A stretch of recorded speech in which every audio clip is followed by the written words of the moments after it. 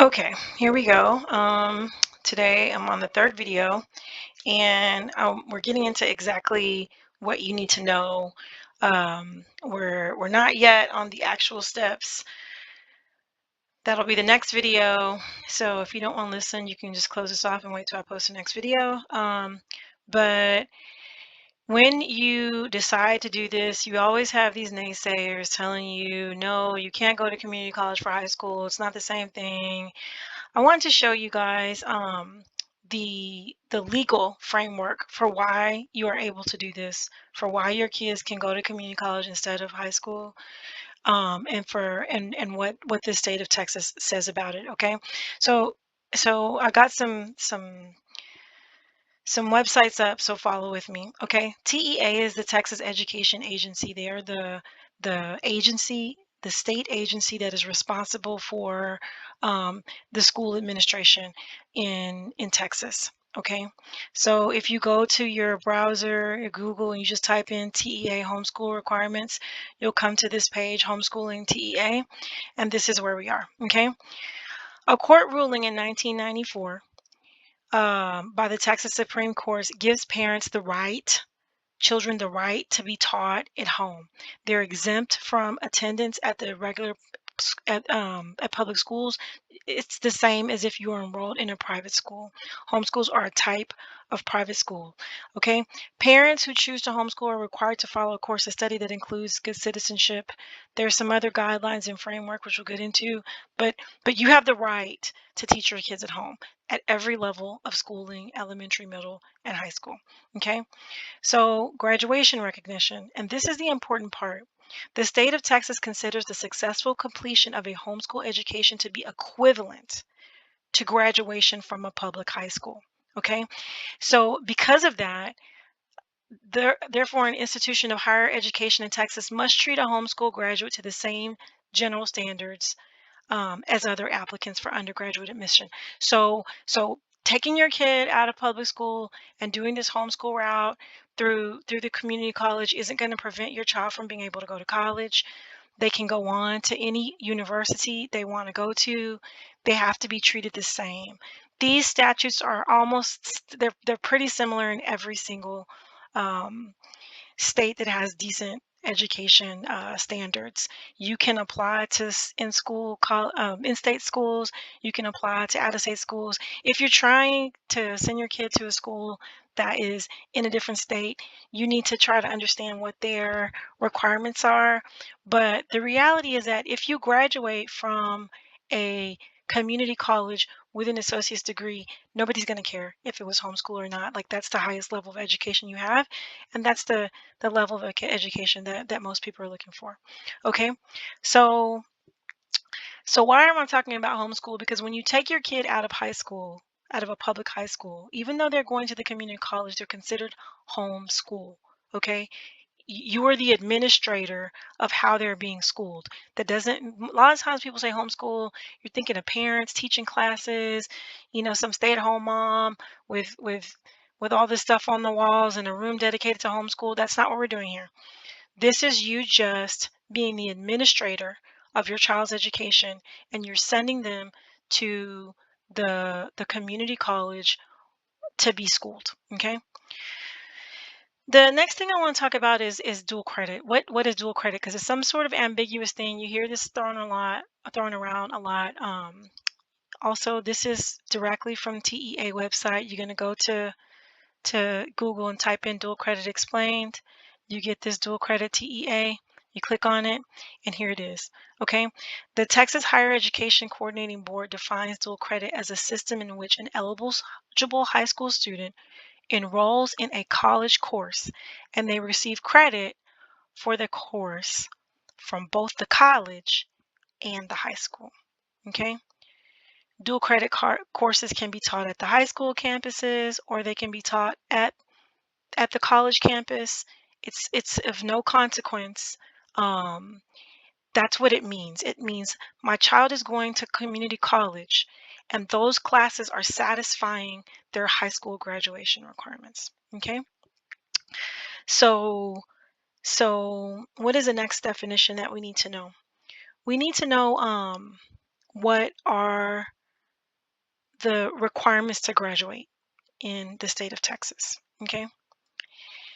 Again, this is just TEA website. Just type in TEA graduation requirements. You're going to go to this page, scroll down to the bottom, and you see graduation programs. You're going to click on this graduation program side by side. Okay. It's going to open a PDF document. Okay. So if your child is right now in a public high school, by default, they are enrolled in one of these two degree plans. So, one of these diploma plans, okay? So, in Texas, diplomas, schools are semester based and they go off of credits, okay?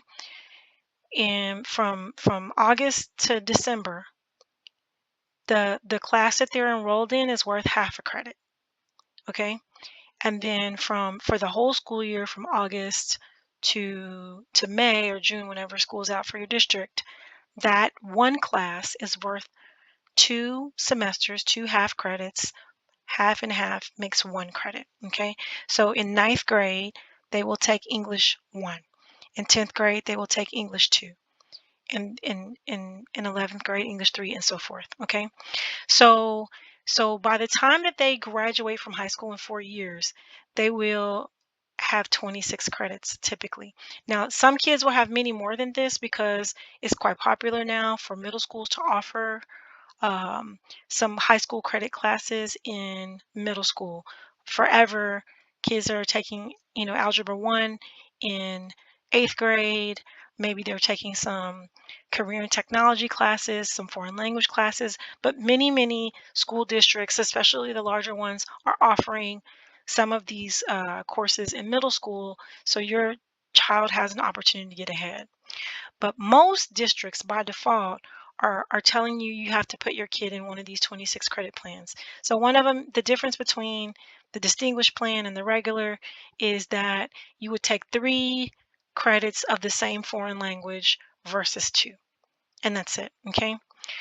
Uh, this isn't a state requirement.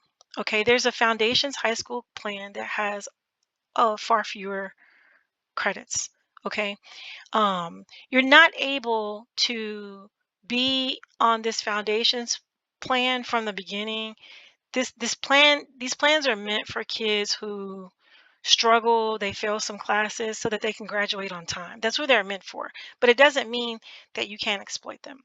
I show this public high school plan, not because you have to go by this, but because depending on what your goals are with moving your kid to the high school, you may want to stick with one of these. Remember in the previous video, I was saying, say your kid is having a hard time. I know that during COVID, I had a cousin. She moved her because there was just a bunch of nonsense going on at the high school. She moved her daughter to community college for that year. And then she wanted to go back to graduate from her regular high school the following year. She was only able to do that because the mom paid very close attention to the classes that she needed for her public high school and made sure that she only took courses that counted toward these, and then she was able to fall seamlessly back into the high school in her senior year. So if you don't care about going back to the high school, or if your goal is just to graduate, then you can even make up your own diploma plan. It's up to you. But these are the plans that the high schools have available. The plan that my son used, I ended up he ended up with 30 something credits. It's just going to be dependent on what you decide.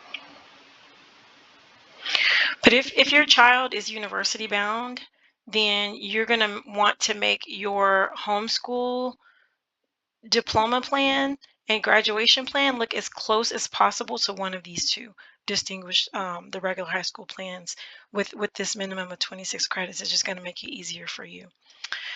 Okay, so the last definition I want to go through is what is a degree plan. Okay, so degrees are what are offered at the community college. Most of you who are watching this video are going to want your child to get into either a degree program or a certificate program, because that's the benefit of making this jump, is that your child is doing two things at one time. They're finishing the college degree or college certification at the same time as they're finishing high school.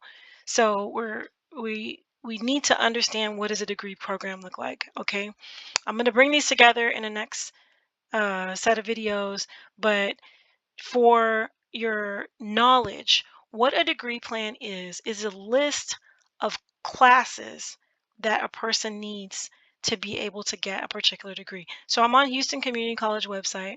I'm going to go back here to the previous page. This is a list of all of the degrees that the Houston Community College offers. Okay, you can get an Associate of Science, you can get an Associate of Applied Science and Automotive Technology. There's these certificate programs. You want to pick a program, okay? So we'll talk about how to do that later, but suffice it to say, any one of these is a program, okay?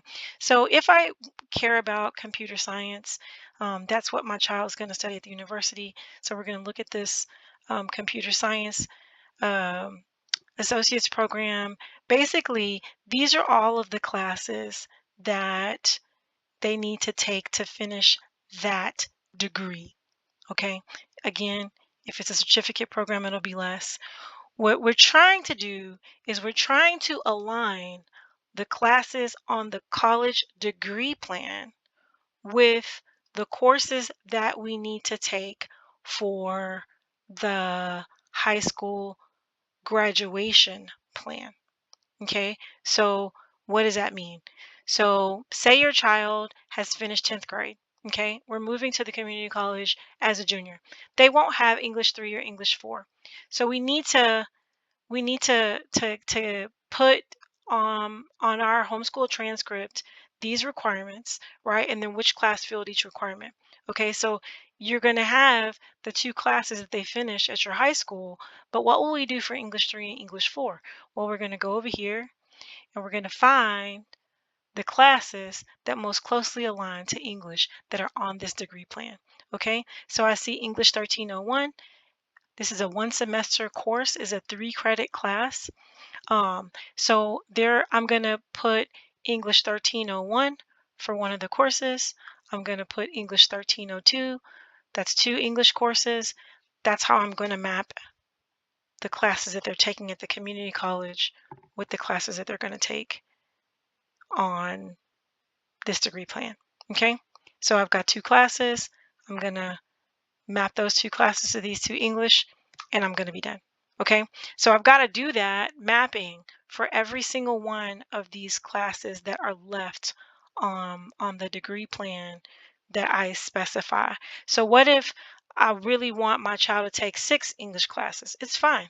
I'm either going to put 6 English classes on my homeschool degree program, diploma program, requirement, or I'm going to use some of those as electives. Okay, so there's a lot of flexibility. I'm going to go over that specific thing, how we're picking a program and mapping them, and do some examples of those. But this is the background knowledge that you need to know before you can get started. Okay.